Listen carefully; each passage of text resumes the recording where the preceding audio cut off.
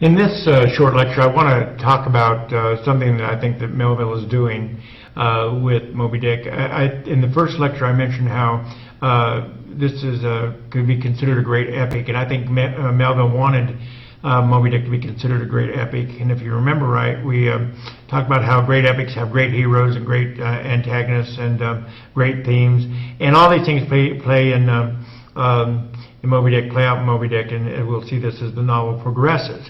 However, in chapter 28, we are introduced to Captain Ahab. We were actually introduced to him for the first time where we see him on deck, and it's the first time that the crew sees him also in chapter 28. And what I'm going to do today is talk about Aristotle's Poetics. It's a work that Aristotle wrote about in which he offers what he considers the characteristics of a tragedy. Now, what makes a great tragedy? Now, of course, Aristotle lived during the times of the great tragedians like Sophocles and Aristophanes and some of those. And so, I guess he probably knew what he was talking about. But the idea here is I know that Melville was acquainted with Aristotle and with Poetics.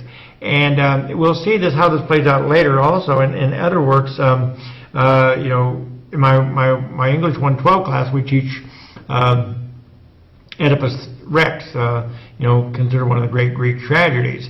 And we talk about poetics when we do that, but some people don't realize that Shakespeare also was familiar with the Aristotelian idea of the classical hero, tragic hero, and most of the great heroes in Shakespearean tragedies like Hamlet and Macbeth and King Lear and Julius Caesar and Othello all are patterned after Aristotle's Poetics. And I really believe that Melville was influenced by Aristotle. He's also influenced heavily by Shakespeare. King Lear has tremendous similarities to some of the things that happen in Moby Dick. So anyway, without further ado, I want to talk about this idea of the classic hero. Ahab is a classic tragic hero.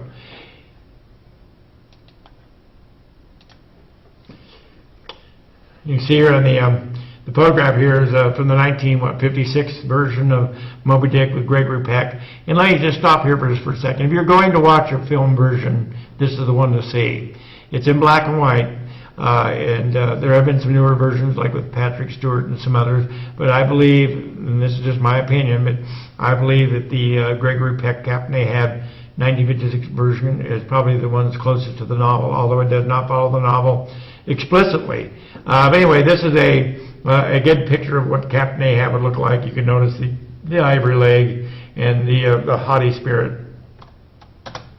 Aristotle set the parameters for the tragic hero. In his work Poetics, again, he establishes 8 common characteristics of the tragic hero. Shakespeare used them in creating some of the most memorable heroes in literature: Hamlet, Macbeth, Othello, Lear, and Julius Caesar, and others. And Melville was also familiar with Aristotle and followed Aristotle's requisites for the tragic hero when he created Captain Ahab. Here's the first of the 8. Number 1, a tragic hero is a man of great stature, that he is human but almost contains mythical qualities. His reputation precedes him. His presence is a commanding one. In other words, the idea is that this guy is, although he's human, he's larger than life. And what do we know about Ahab? Well, in chapter 16 of the ship, Captain Peleg describes Ahab as a grand, ungodly, godlike man. And Ahab is above the common man, as he's discussing Ahab being the captain of the Pequod and describing Ahab to Ishmael and Queequeg. In chapter 8, Ishmael sees Ahab for the first time and offers this description. He looked like a man cut away from the stake when the fire has overrunningly wasted all the limbs without consuming them. His whole broad form seemed made of solid bronze and shaped in an unalterable mold like Cellini's cast Perseus, and threading its way out from among his gray hairs and continuing right down one side of his tawny scorched face and neck till it disappeared in his clothing. You saw a slender rod-like mark, lividly whitish. So this is a guy who, Captain Ahab, is a man that stands above every other people around him.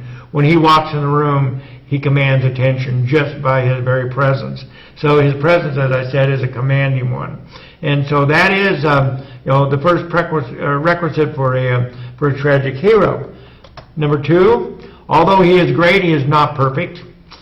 He has a tragic flaw. The Greeks called it hamartia. That's what Aristotle called it. In his character, his flaw may be a lack of judgment, pride, it may be greed, it may be monomania, it may be jealousy. Oedipus' flaw was pride. Othello's flaw was the green-eyed monster jealousy. Macbeth's flaw was overweening ambition. He wanted to be king before it was time. King Lear's flaw is lack of good judgment. He could not distinguish his good daughters from his bad daughters. And Ahab suffers from pride and monomania, excessive obsession. This man is obsessive-compulsive, OC. And you'll see as the novel progresses that monomania becomes more and more focused and more intense as we go through. So he, like the great tragic heroes of literature, has his own tragic flaw. In his hamartia tragic flaw, it is his hamartia tragic flaw that is the ultimate cause for his fall. All great heroes have great falls, a fall from great heights to despair. At the beginning of Oedipus, if you've ever read the play, when he walks out on stage, he's on platform shoes. He has this kingly aura about him. He has this huge kingly mask. He stands above everybody else.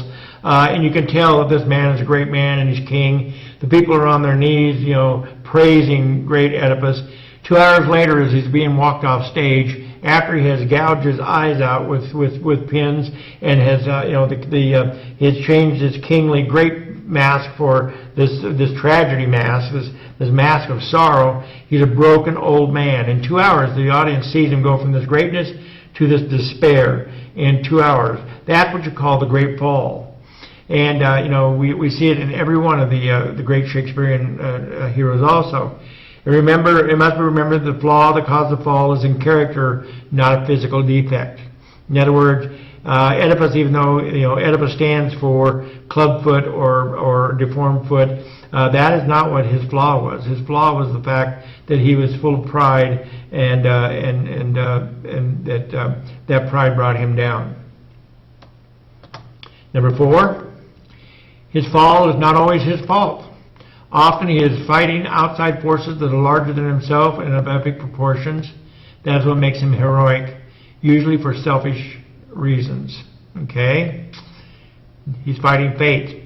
Oedipus. Now, this is a point of contention in Sophocles' work, is the fact that the fate's already said. It has already been fated that Oedipus, if you know the story, will eventually, as he grows up, will kill his father and marry his mother and have children by his mother.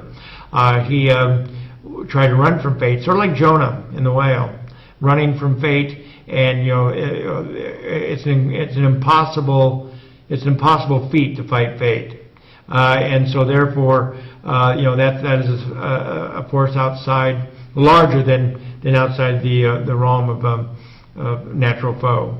Quite often they're fighting some sort of horrible evil, sometimes a universal evil.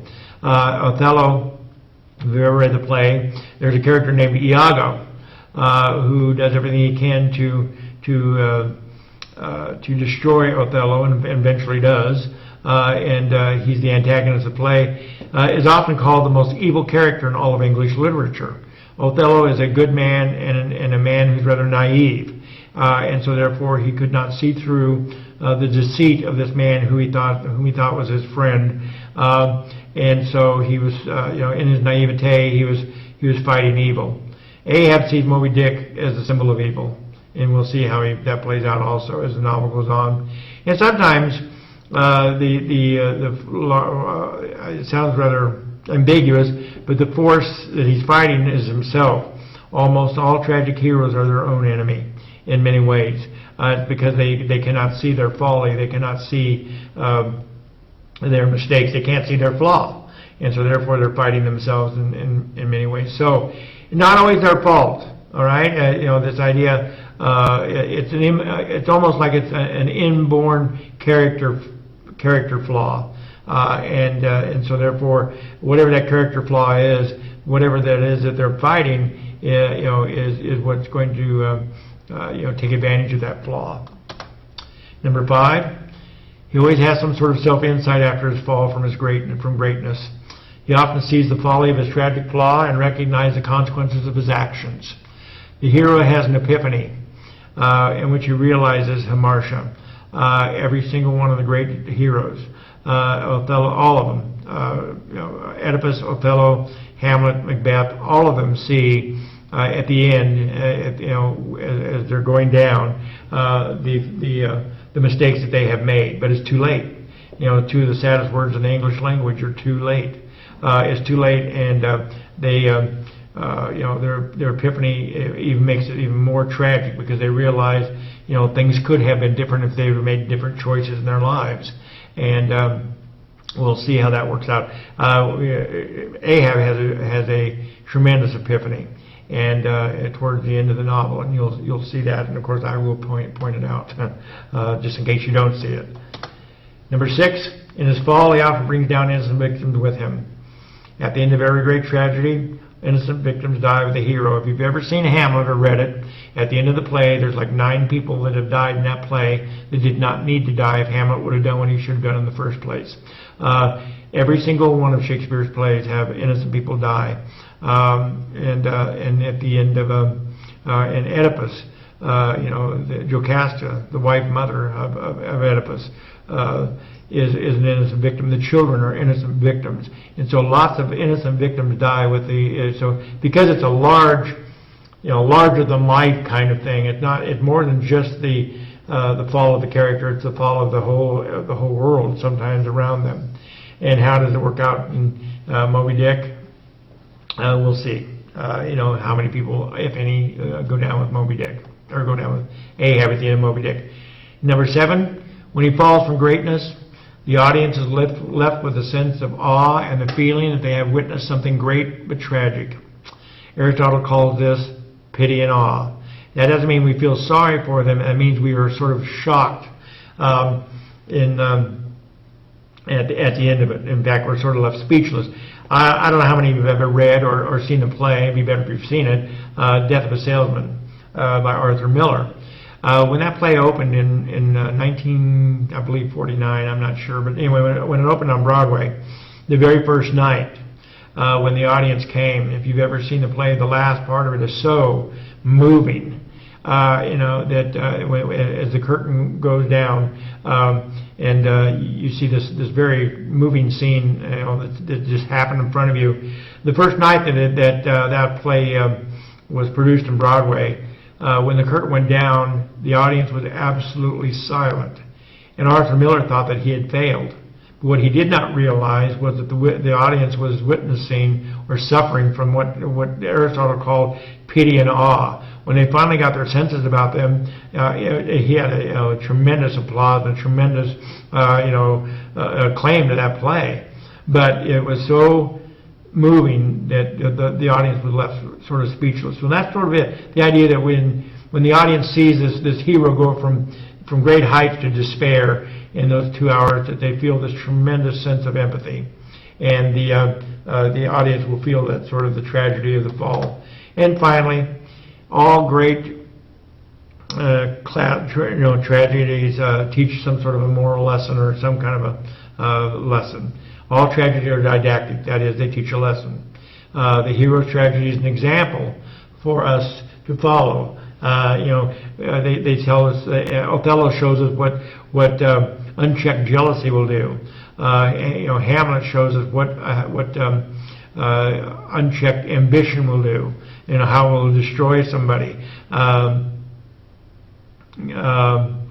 When you get to Moby Dick, we will see what pride does to somebody. This idea that pride goes before the fall, that sort of thing. And so what happens is, at the end of the story, the audience should walk away with some sort of a lesson, some sort of moral lesson, or some sort of a lesson showing them, teaching them not to do what it is that the hero had just done in their lives. And so all tragedies are didactic. They teach us a lesson. And I think that the idea here, of course, is that Melville set this story up to be a great tragedy. He set the story up to be a great epic. And in order to have this epic story, he had to have an epic hero.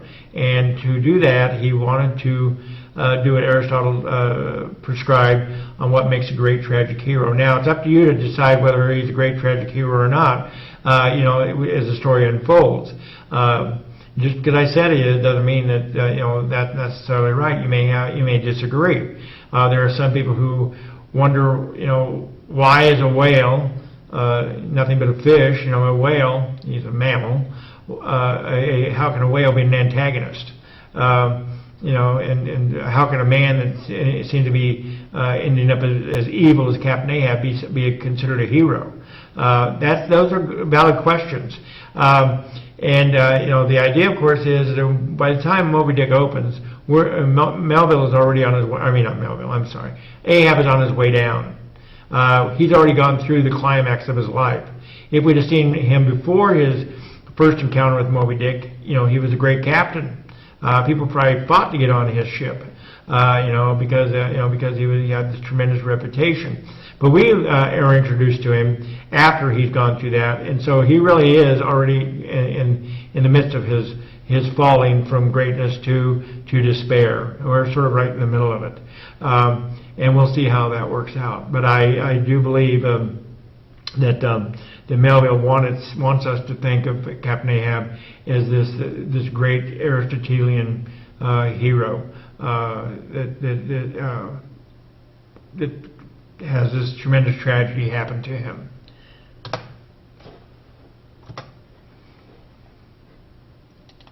So that's the characteristics of a tragic hero, and I hope that it makes sense and that you can understand what I'm talking about here. You can actually probably go online and look up poetics if you want to and get into it a little bit more deeply. I just skimmed the surface here, obviously for our purposes. But I think that you'll find that as the novel goes on, as I said before, you'll see how this works out as one of the great epics in literature.